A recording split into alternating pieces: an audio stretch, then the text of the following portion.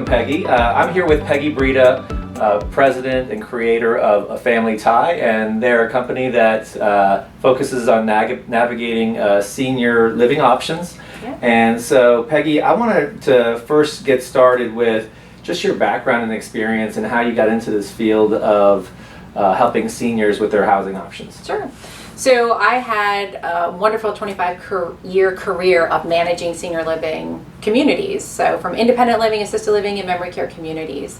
And it was absolutely, the best career I ever had. But during that time, I found that certain things were happening. Like I would have to tell families, I'm really sorry, but we're no longer able to meet your loved one's needs. And families get this look of terror. What do you mean? You said forever. You said my mom could be here forever. And I think for the most part we mean forever, but sometimes things happen where it's not forever. Or having to say to somebody, you need to hire private duty to stay in our community because they're already paying $7,000, $8,000. Now they have to pay, $25 to $30 an hour on top of what they're paying just to keep their loved one here. But one of the hardest things that I did was tell a family member, mom no longer can live here, and they would just be horrible. And I started thinking, salespeople sell. My sales was their job. Their job was a family comes in their office, or their job is to write a check. We want them to move in, but that's not always the best fit for everybody. So there were companies out there who sort of kind of do what I do, but they're not really helping people. They're saying, hey, go look at these places. So I wanted to create an opportunity for people to really kind of have that hand-holding experience through the whole process, because it is a lot harder than just Googling, communities in your neighborhood. You brought up a good point as far as you were a manager at you used to be managed, and you managed several communities. Is that accurate? Yeah. And some of my clients may not be catch on to that little nuance that when you're in an assisted living facility that you need to bring people in to the facility to help you care. So what's the level of care that people would get provided typically in an assisted living facility? So it really ranges from assisted living to assisted living, quite honestly. But I can talk from a regulatory standpoint, but the regulations say that you can care for everything except someone who causes harm to self or others, so like a negative behavior, anything intravenous, so like IV medications, catheters, things like that, and then ventilators. Any type of ventilator cannot be cared for in assisted living, and then someone who has a stage 3 or above decubitus ulcer is not appropriate to move into assisted living. But outside of that, regulatory-wise, they can care for it. Now, I keep saying regulatory-wise because sometimes communities make policies that say we only want to care for up to this point. And unless you're asking the right questions, they're not really offering that information. And so, and we'll get into the right questions. Well, since you brought it up, so what are some of the right questions that people should be asking? Well, one of the things that I say is, like, most of the time when people say, oh my gosh, my mom needs assisted living, it's because something has happened. There's an event that has happened, mom has fallen, maybe she broke a hip, and now the team at the rehab community is saying, look, she's really not safe to be at home anymore. So families kind of go into this tailspin. They're like, oh my gosh, I got to make this decision. She's being discharged next week. I have no place for her to go. And so they're running from an emotional standpoint. They're overwhelmed because typically it's people kind of in my demographic, 50-year-olds, 40, 50-year-olds who are caring for a mom. So they probably have kids. And so now they got to find assisted living for their parents. And it's difficult because, and they get advice. They'll Google something, they get advice from their neighbor.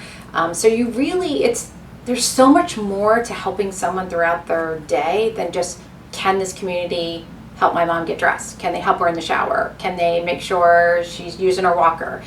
All those things. So I always say it's like this much of care, but there's a lot more to someone's day. There's a lot more to my day than just getting dressed and ready for the day. So it's what do you do all day long? What gives you peace? What gives you pleasure? What makes you feel fulfilled? And those things are just as important to ask when you're looking at a community than, can you care for my mom? So Peggy, you're saying that everyone asks about price, and I understand that's important. It is. But then the next question, next set of rational or logical issues might be, okay, what level of care mom needs, and are these the right people to do it? But what you're saying is focusing on more what's important to my mom or the person. So yeah. So I mean, I think most communities out there can actually help someone get dressed, help someone take a shower. Most communities, that's what they do. That's, but it's more about, what do I like to do? What gives me purpose and pleasure every day? So if you're going to one of the really big fancy communities where they go to the Kennedy Center once a week and have things going on all the time, that's great. Those are wonderful things. But if mom doesn't like to go to the Kennedy Center, doesn't like to go to the Kennedy Center and doesn't really participate, never really has been a out there kind of social person, you don't need that type of community, because you're paying for that. Those communities that have a lot going on and they got all the bells and whistles, you're paying for that. And what I find a lot too is that families will say, oh, well, mom used to like to do that, but she doesn't do that anymore. And what families need to understand is mom doesn't do it anymore because she's not supported to do it anymore. So just because let's say she was a great gardener, but doesn't want to go out into the garden by herself to garden because she's afraid that she might fall or get hurt and nobody's there. In a community, if she likes to garden, a lot of communities have raised garden beds or even areas where people can still garden. So kind of get out of your head what mom can do today, but what did she like to do? And because communities can provide that in an environment that it is sustainable for her to do safely. So those are the things that make us happy. And when you're looking at, especially end of life, you're making a change to assisted living, even a long-term care nursing home, this is your end of life. This is just as important as the other 80 years of your life. So keep in mind that it's not just about helping your mom get dressed. It's not just about getting a shower. It's about who's she going to connect with. I'll give you a quick story. I'm a big storyteller. So I actually had a resident who was in a really great community. It's a really great community. It was a memory-specific community. And they do provide great care. It's a community that I refer to, and I think they do a good job. But she happened to be running out of money and asked us to help find another option for her.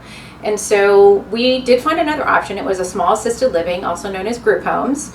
And part of what we do is once they make the change, we'll go visit them, see how they're doing, make sure their transition's going well. So I happened to be there on Wednesday, and I was talking to her, and she does have dementia, so just being skilled in talking to her. But I asked her, so how are you doing?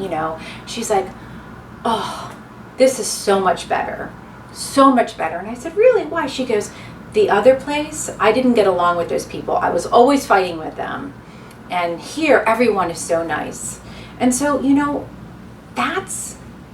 that is different than, were they helping her get dressed and were they helping her take a shower? Yeah, they were. But she wasn't feeling welcome there. In this new community, which was smaller, where she got a little bit more attention, she was feeling valued and she was feeling good about herself. And she was smiling about it. It made me feel so good, because sometimes we don't always think of our parents like that's not important anymore, but it is very important.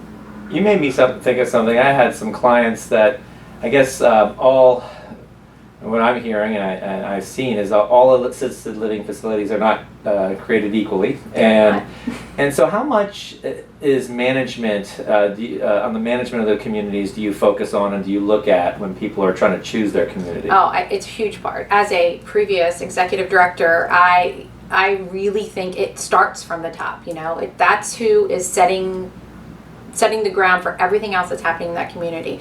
The manager finds it really important that the activities are going on all the time, or if they say, no one's coming, so no big deal, then that's what it's going to be. So I had actually kind of my mentor when I first became an executive director used to say, now remember, Peggy, you get what you accept, so if you're accepting mediocre behavior, that's what you're going to get. You're going to get mediocre behavior. So I always tried, to really, that was important, I have to be just as in tune to what's happening in the community as everybody else. And part of when I'm looking, one of the reasons, that I wanted to do this is I stay on top of all the management in all the communities. There was a community that I referred to. I still do refer to it, but it started having a lot of change in its leadership. The executive director was no longer there. The director of nursing was gone. The director of their memory care was gone. And I was like, something is clearly happening in that building. So maybe we'll just, hang back a little bit, because families going in there, they're going to want to know that their mom's care or their dad's care or whomever is going to be taken care of. And if all the leadership is gone, that's been there for a while, it may not, you just don't know. I think that's important, the vetting of the communities. And so, what are you doing on your side to, and I see you at different events, I see you speaking at different events, so can you just let our clients know a little bit about the things that you're doing in the background to keep your knowledge level up in this community? Sure. So community involvement is just a huge part of what I like to do personally, but I'm involved in a lot of different things. So I currently am the vice president of the Loudoun Senior Interest Network, which is a big network in Loudoun County, just providing resources to seniors and actually professionals. I also started the dementia, I was part of the first board for Dementia Friendly America at Herndon. And so we actually just started a Dementia Friendly America Leesburg/Loudoun program, which I'm a part of. I go to the events that communities are happening. I think that's a real big part of just knowing who the leadership is, knowing who the people in the communities are, not just the management, but actually the residents. What does it look like? Do we have a lot of high acuity people who need a lot of care, or is this a relatively independent? I always felt that you needed a good mix of a little bit of both. So, just being involved in as much as I can. I'm a huge, I like to work with the chamber, the Loudoun Chamber. I'm a big active member of the chamber. So it's staying on top of the community and just knowing what people are saying out there, what they're looking for, because it's a tough, and it's always changing. It's always changing. Okay, so let me ask you. So let's say if my mom, let's say that let's take it different levels of care. So let's say she had a fall at the home, and now her home wasn't safe anymore, and we were looking at our options. So can you walk me through, if I were to call you, how your process looks like? Sure. So you're reaching out to me, and I would ask you a lot of questions about mom and who she is, what's happening with her right now, and what did she like to do, what was her career, that sort of thing. And I would ask you about your budget, because that's always important. It really does determine where I kind of look for places. If you were adamant about staying in Loudoun County, and maybe your budget didn't match Loudoun County, I would say, we're not going to be able to stay in Loudoun County, and talk about other options. The next thing I do is I always if I have the opportunity to meet the actual person who we're looking for, is really huge for me, because how can I say this? Kids don't always reflect the actual things that are happening with their loved ones. So I get all the time, oh, mom doesn't have dementia, she's just got a little short-term memory. Well, if you have a little bit of short-term memory, you have dementia. So I always like to see really where that level is, or what their physical ability is versus their cognitive ability. So if I have that opportunity, that's huge for me.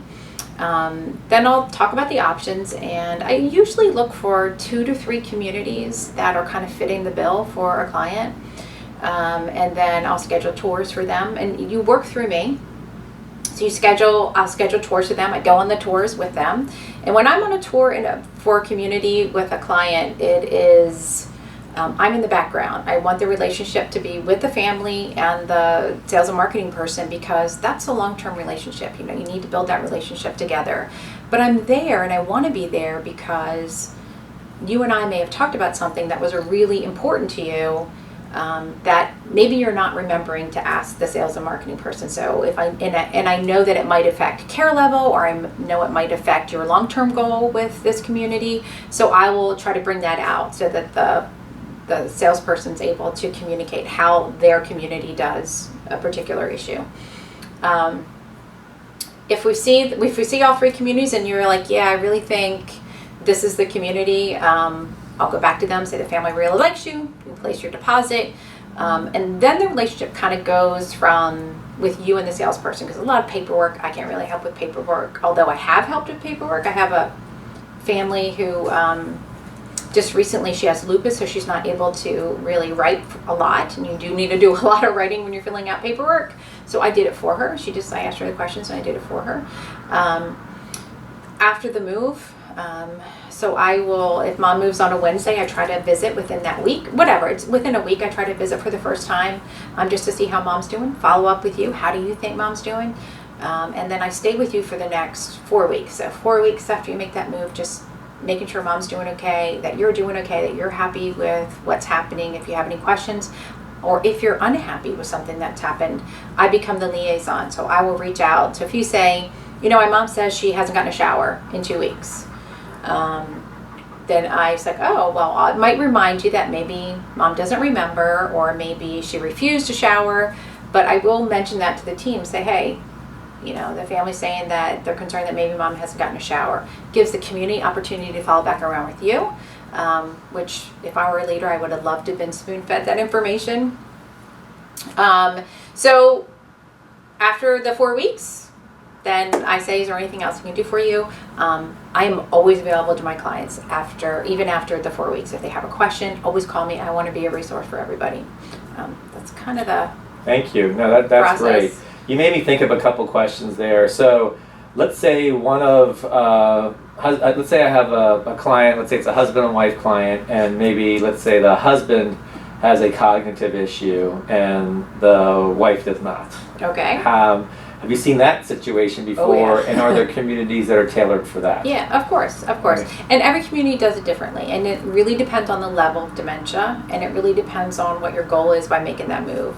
So when you have someone who has a cognitive impairment living in a home with a spouse, for example, like the example that you just said, people really underestimate, I think, the amount of care that actually the person who does not have the dementia is actually doing for their loved one. And it's very stressful and it's very overwhelming. And if anyone has ever had young children, it's very much like that, with the exception that they're not young children, they're adults. And you constantly have to watch them, you constantly have to be aware of what they're doing so they're safe, because their cognitive ability is going away. So in that situation, there are communities where you can stay together as a couple if they're in the more earlier to moderate stage. But I've always recommended, especially if they're in the more moderate stage where they need a lot of care, if you're trying to get a break from actually doing that care, if you move in together with your spouse, let's say in assisted living, together, you haven't solved your problem. You're still caring for that person because that person knows you and only wants you to help them because that's where their comfort level is. So typically, one person could be on the assisted living side, one person could be in the dementia care side, and yes, you have two different pricing structures when that happens. So it can get expensive to do that. And so let's look at some of the logistics. So as far as timing for this, a lot of times I bet you have time crunches and the like. Tell me, I guess, what was maybe the shortest time frame or some of the more exigent ones, and then what ideally is what you would like to see? So short time. So a lot of times what happens in rehab, and you hear this complaint all the time, is that you're in rehab, case manager comes to you and says, oh, we're being discharged tomorrow, and family goes into a frenzy. Like, what do you mean? We don't have a place yet, And they do that because that's when Medicare is saying that they're cutting them off. So I can maybe buy some time for people when that happens. So I think 2 days, 3 days is probably the fastest I can get someone in, because there is some medical paperwork they have to do, and TB tests, chest x-rays, all that kind of stuff. So 2 to 3 days is typical, which I can, if that happens to you, I can probably buy you some time. But ideally, a week or two is really, you actually do have a lot of time when you do that. Most people that I work with, it's like a 30-day turnaround that they're looking, like they want to look now because 30 days from now That's what they're looking for. So, and that does give you a lot of time to look at, some of the options. Very good. And you made me think of another question there as far as, Medicare. You mentioned Medicare. And I want to make sure people our clients understand this. Does Medicare pick up the bill for assisted living? No, it doesn't, and that is one of the big misnomers I think in the industry. Medicare does not cover the cost of assisted living. It is strictly private pay. It really everything you pay out of your pocket, unless you have long-term care insurance, which I do highly recommend. If you have that, then depending on the policies you get, it usually does cover assisted living. And then, Medicaid, people talk about Medicaid as well. Does Medicaid cover assisted living? No, Medicaid doesn't cover assisted living. If you are very limited on your resources and mom does need assisted living, your option is a long-term care facility, also known as a nursing home, traditional nursing home that we all think of, and Medicaid. But you really, avoid Medicaid if you absolutely can, because you have no choices when you have Medicaid. I'm glad that it's there for people. Absolutely, I'm 100% glad.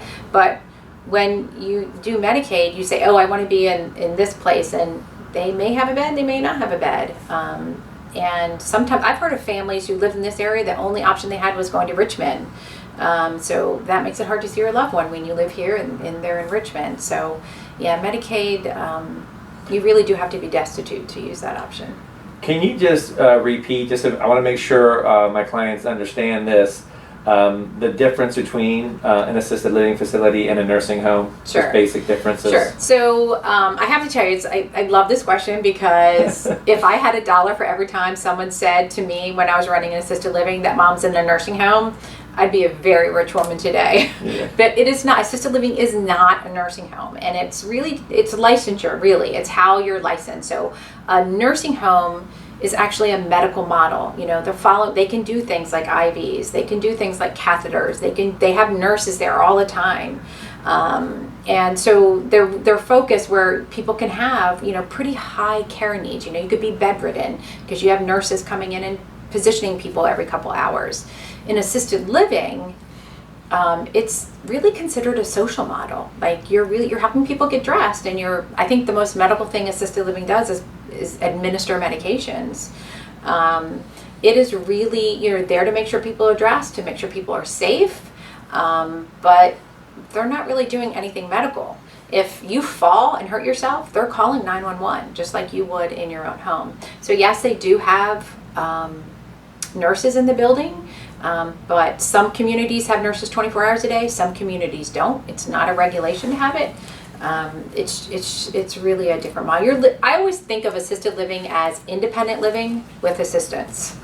So thank you for that. And let's get into some of the pricing, and let's focus on Loudoun County first. Okay. As far as assisted living is concerned. Can you give me just some of the ranges, what people would be looking for as far as budget for an assisted living facility, the different levels, I guess, in the Loudoun County? Sure. So in Loudoun County, you range from about $5,000, can be up to $10,000 or $12,000 a month. And that really depends on how much actual care you need. So at the $5,000 range, you will move into an assisted living where you're getting your meals, your housekeeping, transportation, so everything, your IADLs as it's called. So just ancillary stuff. You don't really have any care needs, like you don't need help getting dressed and you don't need help showering. If you have care needs like that, then cost is going to go up depending on how much care is actually provided for you. So, and that's a variable thing too. Like I might need help getting dressed in the morning, but I just need someone to help me button my blouse. That's not a huge thing, but if you need someone to completely help you get dressed, that's going to cost a lot more, because it's the time that's actually spent that caregiver is spending with someone in the community. So it ranges, really. It's very. And so I know you have experience. Do you do other counties other than Loudoun County? I do. We do the whole metro area. So what? I mean, are those figures that you just provided? Are those comparable in those other areas as well? The Washington metropolitan area. Fairfax County, yes. Maybe some higher costs in Fairfax County can go up to $14,000 in Fairfax County, depending on where you go. Montgomery County has options, I'd say probably from $4,000 to, again, up to the $12,000 mark. If you go outside of Loudoun County, you go down like Clark County and like Berryville and Fort Royal, you're again 5,000 to 8,000. I used to have a community that where I could 3,000. That was like you could get an assisted living for 3,000. I just found out that they're closing at the end of the month or at the end of October. So I was really disappointed to hear that. There's shared options. I mean, sometimes you can find an more affordable option if you're willing to share a room with somebody. So it's. What about that scenario where the one spouse had a cognitive disability and then one wasn't? What kind of budget do they need to be preparing for something like that? So memory care communities in Loudoun County range from about 7,000 minimum up to, gosh, I'm trying, probably even 12, 13,000 for memory care. It can be very expensive because you got to understand it's 24 hours you're watching these folks. So, and it depends on how much medication you're taking and if you're incontinent. I mean, there's a lot of things that you don't think about that are all going into the cost of care. So 7,000 really is the minimum for a traditional assisted living. Now, there are small assisted livings, also known as group homes, where you can get a lot of care at a more affordable price. So a group home is actually a house that they've actually said, oh, we're going to care for 8 seniors here, and they range in our market from about 6,000 up to 12,000, 14,000 a month. Okay. But in a lot of ways, I think it's the best bang for your buck, because usually they're all inclusive care, which means, so if you're paying $8,500, for example, and you have dementia, that's what you're paying, even as mom's care needs go up. And what's the difference between that and an assisted living facility? So the big difference, so like the community, where I just said was a small group home, it's in someone's house, there's like 8 people in that community, and there's like 3 caregivers. So 8 people, 3 caregivers, actually a pretty good ratio, but they don't have activities people. So a lot of times you're not getting that stimulation. They're required, I believe, and don't quote me on this, but I believe it's 14 hours a week to do activities. So there'll be some communities do it better than others. Some of the smaller communities do it better than others. And I've really kind of made it my job to know which communities those are. And some communities do it really bad. So, but there are options if you know where to look. DC's got a huge range of costs too. I mean, DC is. I have to think DC would be higher. The ranges would be higher. There's a great community in DC right on Connecticut Avenue, but the parking's terrible. So they're a little bit more affordable, and they're older. They just did a great renovation, but they're actually having a lot of challenges because of parking, because it's DC and there's nowhere to park. I mean, I hate going there, I'll be honest, because there's nowhere to park. But so you can if you know where you're looking. Okay.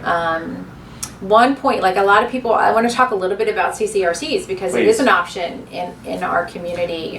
Define that for our clients. So a CCRC is a continuing care retirement community, and those are communities that offer the entire continuum: independent living, assisted living, memory care, and long-term care nursing home. So they're a different option, all private pay.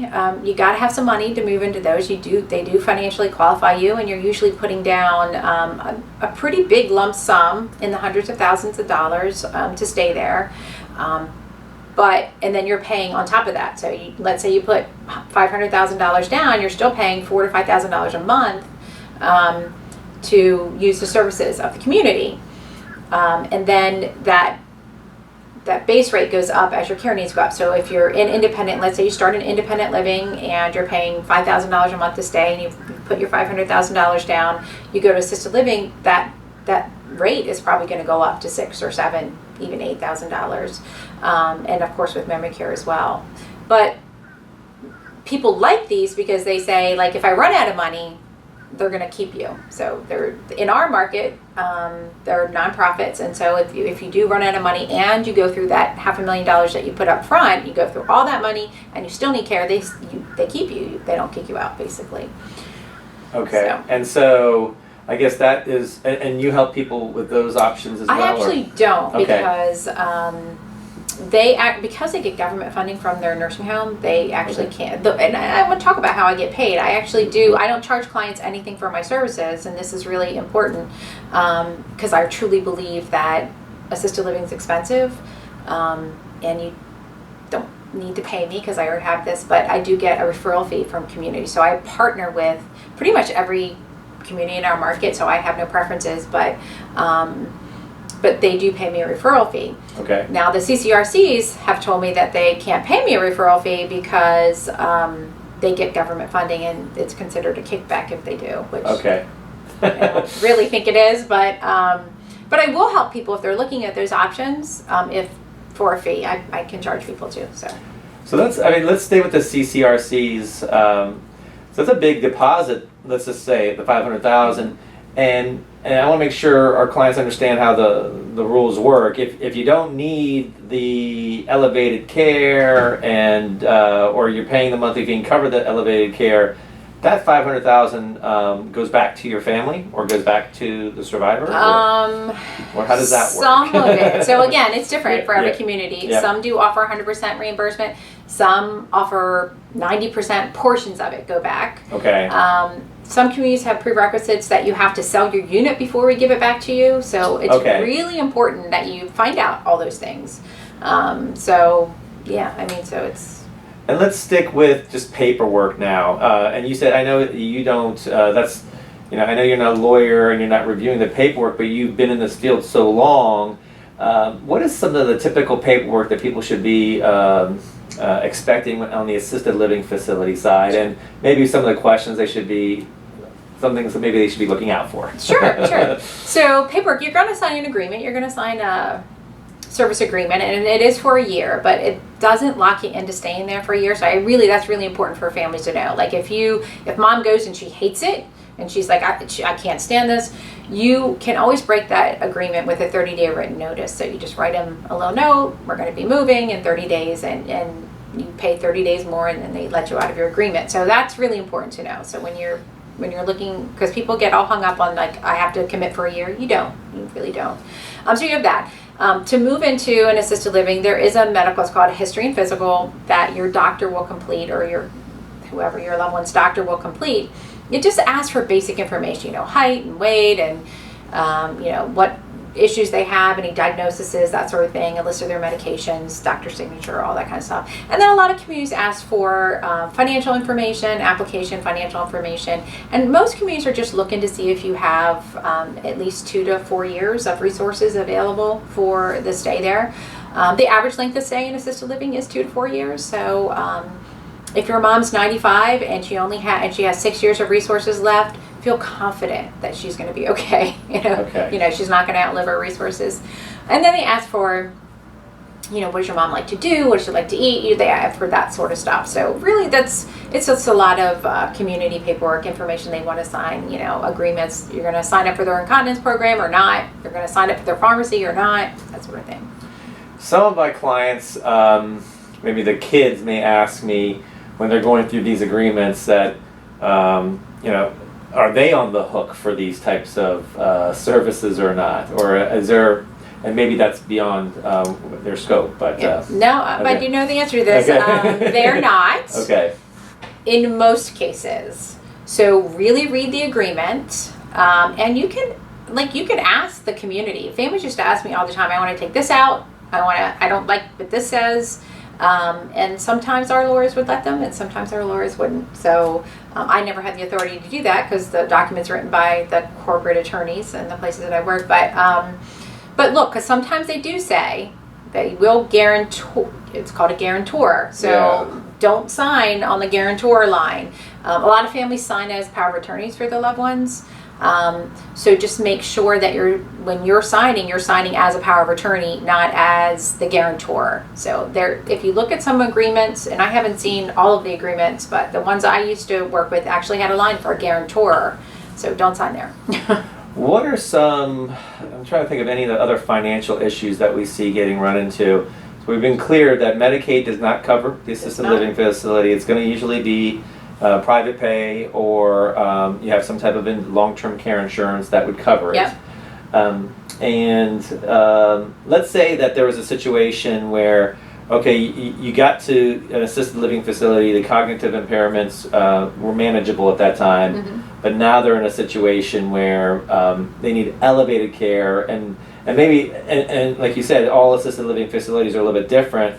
So if they're in one that's just assisted living facility, explain how that process works as far as transitioning and what, you know. Yeah, so this was like when I was running community and I had identified an assisted living resident that probably could benefit from our dementia care program. You know, you have a meeting with the family, and it always shocked me how families always resisted making that move. You know, no, I don't want my mom up there. I mean, I guess it's a stigma. But the reality is we didn't ask families to go up there just because we want to collect more money from them, which is what a lot of people used to think. It's because their care is not being able to be managed in assisted living. So things could be happening. Mom could be wandering around the community not being able to find her apartment. She could not be coming to meals anymore. You know, she could, there's just a plethora. I mean, and honestly, a lot of communities, seniors who don't have dementia aren't always the kindest to people who do have dementia. So when we identify someone, it's because we feel that their care needs are going to best be met on the dementia care. And it's not a bad thing. It means they're going to get more attention, is really what it means. And they're going to be more independent. So you move from so if you can imagine someone with dementia and you have 4 floors that you have to navigate, and you have to find your apartment, and you're on the 2nd floor and all the floors look the same, and you get off on the 3rd floor and you're wandering just around, and then you move to a memory program or a dementia care program, and it's just 1 floor, and you don't have to run. Then someone's always there to help guide you, and there's programs that you can participate in because they're geared for someone with a cognitive impairment instead of trying to keep up with everybody. In assisted living, it really, when like they stop going to activities because I can't keep up anymore, or Mary just makes fun of me, or whatever it is. But on the memory care floor, they're more active, they're more social because, I'm not as bad as that person, you know. I mean, it's kind of like the big fish, small sea type thing. But it really is a benefit. I mean, I truly believe that a smaller environment is better for someone with cognitive decline because it makes their world is smaller, and then their world is becoming smaller. I used to tell families, and I do believe this, when we have racehorses and we put blinders on people, where we put blinders on horses, it's so that they can keep their attention like going in the path that they're supposed to go. And it's very similar when someone has a dementia. This whole world that we see and we navigate in, their world gets to the blinders, and they can only focus on what's happening at this moment. And so they really need an environment that they can do that, and they can be more independent. Thank you. I mean, you made me think of some things. As attorneys, we're trying to help our clients and help make their project into the future and make their lives easier in transitions. And what I'm hearing from you and what your process is, I guess, when you're sitting down with those initial consultation or those initial meetings, you can probably kind of see maybe the writings on the wall, or kind of put them in the right place where that transition when they needed that elevated care would be a lot easier than uprooting them. Exactly. And that's a great point. Yeah, I mean, that is really important. I have a client that I'm actually showing around tomorrow morning, actually, and mom's living independently right now. The daughter's starting to see some dementia. She's in her 90s, and I think she probably could do an independent senior living community, but the daughter actually said, I don't want to have to move her again. And I think that's very wise. I mean, go to assisted living. Just because you're in assisted living, that doesn't mean you need to utilize all the care options that they provide. It means be independent. Have someone cook for you. Have someone clean your apartment, change your bed sheets, and provide you transportation to the Target or whatever. I mean, it really does help you become more independent when you're in a community and you're really struggling, when you're really struggling at home. It's amazing the weight that kind of gets lifted off of someone's shoulders. So, thank you.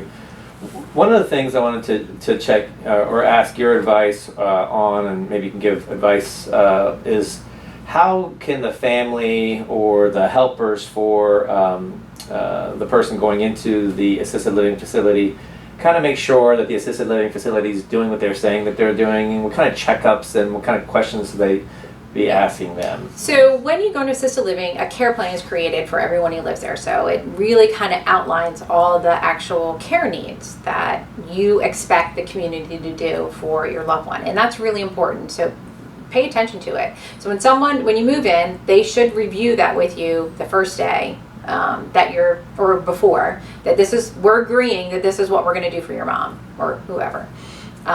They should review that again at the end of 30 days once you have been there for a month, because you never know. You never know. They might have identified that mom needs help getting dressed in the morning, but every time the caregiver comes in, mom's already dressed and she's appropriately dressed.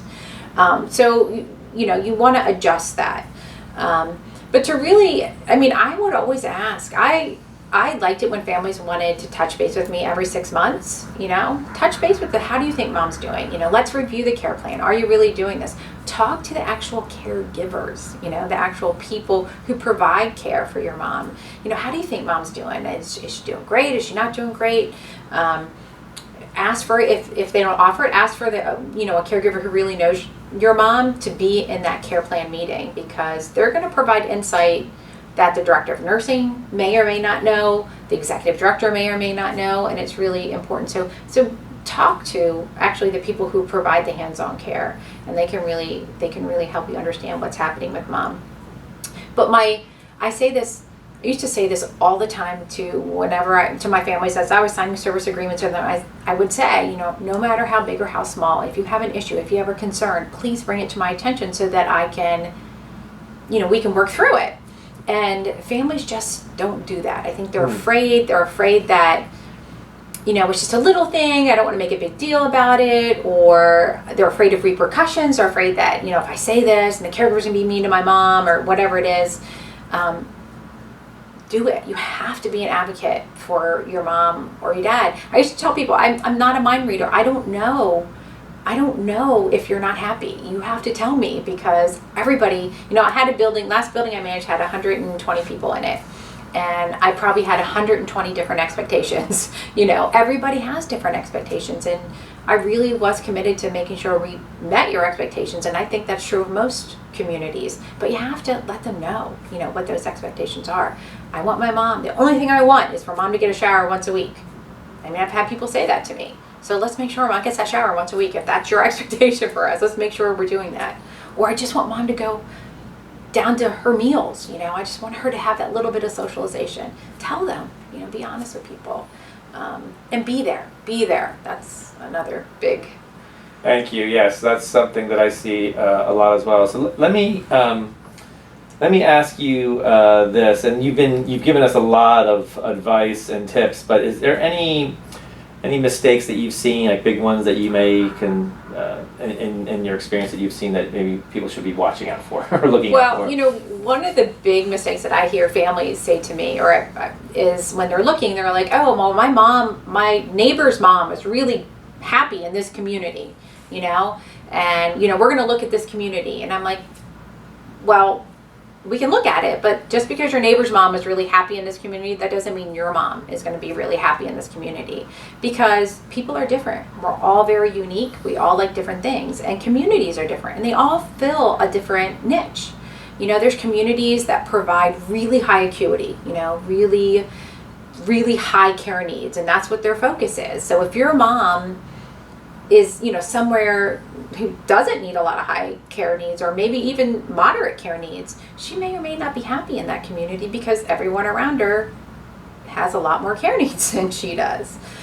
So really, be careful of what people are saying. Do listen to, people who've gone through the process, obviously. But that doesn't mean that it's that is not a good fit for a mom. So that's the biggest mistake that I see people make.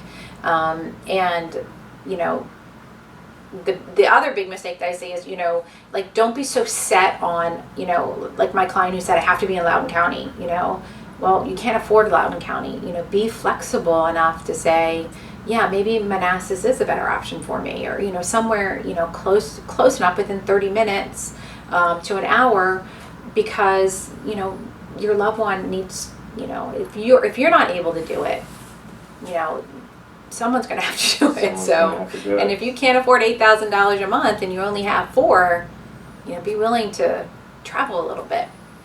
Thank you. I think I've covered all the questions I wanted to. Is there anything else that you wanted to address, or that I had made? I mean, I think I guess maybe the last thing, you had brought this up at the beginning. What is the mission for your business? Family Tie is your business, and where are you located? Or are you just? We're actually here in Loudoun County, Okay. but we do the entire metro area. So Montgomery County, DC, Fairfax County, Loudoun County, and also Frederick County, and then Prince William. And what is your website address? It's www.afamilytie.com. And if someone needed your services, how could they get a hold of you? The best way to get me is give me a call. Okay. My phone number is 240-778-9920. Okay. Or an email, which is just peggy@afamilytie.com.